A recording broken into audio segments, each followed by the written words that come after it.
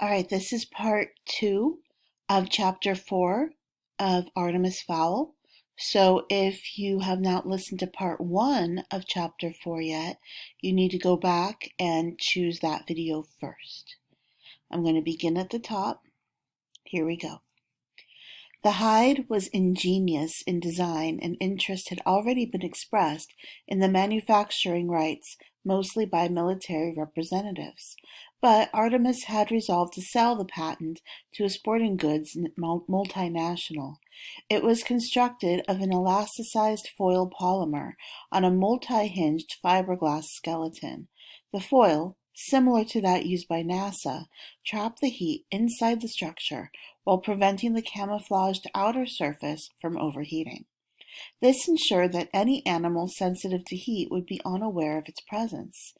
The hinges meant that the hide would move almost like a liquid, filling whatever depression it was dropped into. Instant shelter and vantage point. You simply placed the velcroed bag in a hole and pulled the string. But all of the cleverness in the world couldn't improve the atmosphere. Something was troubling Artemis. It was plain in the web of premature lines that spread from the corners of his deep blue eyes. After several nights of fruitless surveillance, Butler plucked up enough courage to ask. "Artemis," he began hesitantly, "I realize it's not my place, but I know there's something wrong, and if there's anything I can do to help—" Artemis didn't speak for several moments, and for those few moments Butler saw the face of a young boy, the boy Artemis might have been. "It's my butler," he said at last. "It's my mother, Butler," he said at last. "I'm beginning to wonder if she'll ever—" Then the proximity alarm flashed red. Holly hooked the wings over a low branch, unstrapping the helmet to give her ears some air. You had to be careful with elfin ears. A few hours in the helmet and they started to flake. She gave the tips a massage. No dry skin there. That was because she had a daily moisturizing regime, not like some of the male LEP officers. When they took off their helmets, you'd swear it had just started to snow. Holly paused for a minute to admire the view. Ireland certainly was picturesque. Even the mud people hadn't been able to destroy that. Not yet, anyway. Give them another century or two. The river was folding gently before her like a silver snake, hissing as the water tumbled across a stony bed. The oak tree crackled overhead, its branches rasping together in the bracing breeze. Now to work. She could do the tourist thing all night once her business was complete. A seed. She needed a seed. Holly bent to the ground, brushing the dried leaves and twigs from the clay's surface. Her fingers closed around a smooth acorn. That wasn't hard now, was it? She thought. All that remained for her to do was plant it somewhere else, and her powers would come rushing back. Butler checked the portaradar, muting the volume in case the equipment betrayed their position. The red arm swept the screen with agonizing lethargy, and then, flash, an upright figure by the tree. Too small for an adult, the wrong proportions for a child. He gave Artemis the thumbs up. Possible match. Artemis nodded, strapping the mirrored sunglasses across his brow. Butler followed his lead, popping the cap on his weapon's starlight scope. This was no ordinary dart rifle. It had been specially tooled for a Kenyan ivory hunter and had the range and rapid-fire capacity of a Kalashnikov. Butler had picked it up for a song from a government official after the ivory poacher's execution.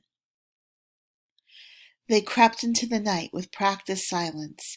The diminutive figure before them unhooked a contraption from around its shoulders and lifted a full-face helmet from a definitely non-human head. Butler wrapped the rifle strap twice around his wrist, pulling the stock into his shoulder. He activated the scope, and a red dot appeared in the center of the figure's back. Artemis nodded, and his manservant squeezed the trigger. In spite of 1,000,000 to 1 odds, it was at that precise moment that the figure bent low to the earth. Something whizzed over Holly's head, something that glinted in the starlight. Holly had enough on-the-job experience to realize that she was under fire and immediately curled her elfin frame into a ball, minimizing the target. She drew her pistol, rolling toward the shelter of the tree trunk. Her brain scrambled for possibilities. Who could be shooting at her, and why? Something was waiting beside the tree, something roughly the size of a mountain, but considerably more mobile. "Nice pea shooter," grinned the figure, smothering Holly's gun hand in a turnip-sized fist. Holly managed to extricate her fingers a nanosecond before they snapped like brittle spaghetti. "I don't suppose you would consider a peaceful surrender," said a cold voice behind her. Holly turned, elbows raised for combat. "No," sighed the boy melodramatically. "I suppose not." Holly put on her best brave face. "Stay back, human. You don't know what you're dealing with." The boy laughed. "I believe, Fairy, that you are the one unfamiliar with the facts." Fairy? He knew she was a fairy. "I have magic mudworm, enough to turn you and your gorilla into pig droppings." The boy took a step closer. "Brave words, miss, but lies nonetheless. If, as you say, you had magic, you would have no doubt used it by now. No, I suspect that you have gone too long without the ritual, and you are here to replenish your powers." Holly was dumbfounded. There was a human before her, casually spouting sacred secrets. This was disastrous, catastrophic. It could mean the end of generations of peace. If the humans were aware of a fairy subculture, it was only a matter of time before the two species went to war. She must do something, and there was only one weapon left in her arsenal. The mesmer in the lowest form of magic and requires only a trickle of power. There are even certain humans with a bent for the talent. It is within the ability of even the most drained fairy to put a complete mind kibosh on any human alive. Holly summoned the final dribble of magic from the base of her skull. "Human," she intoned, her voice suddenly resonating with bass tones. "Your will is mine."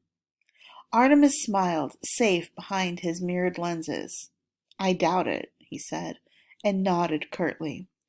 Holly felt the dart puncture the suit's toughened material, depositing its load of curare and I do not know how to pronounce that word. Let's try it. Succinyl choline chloride-based tranquilizer into her shoulder.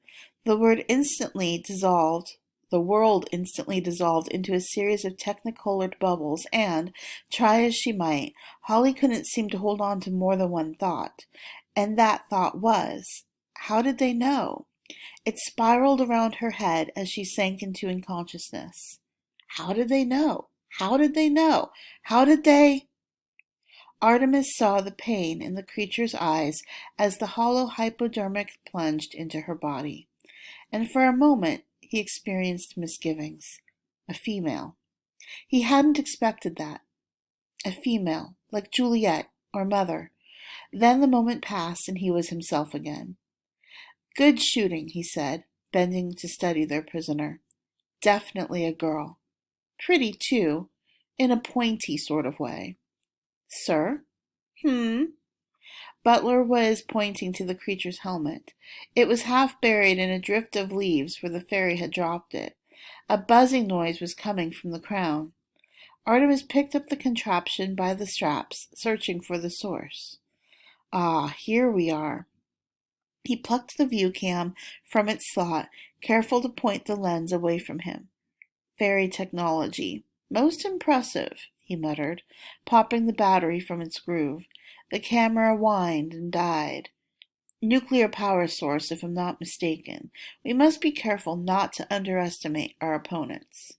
Butler nodded, sliding their captive into an oversized duffel bag. Something else to be lugged across 2 fields, a bog, and a stile. All right, you guys, that was the end of chapter 4. You did a great job listening and following along. I am going to be posting a discussion question on Schoology, and when you respond to it, I will give you a totally awesome Schoology badge that I know you'll be very proud of. But I'm really excited that you guys listened and followed along all the way through. As I mentioned before, it's really important to keep up with your reading skills. I know this is a difficult time and you're feeling overwhelmed probably by your schoolwork, and it's difficult to concentrate at home, I know. So I'm really proud of all of you. You did a fantastic job. Don't forget I'm here for you. You can message me anytime, whether it's about Reading Plus or something else. You're welcome to join my book club. I would love to see you there. I hope you're all well, and I hope I get to see you again soon in person. All right, have a good day, you guys.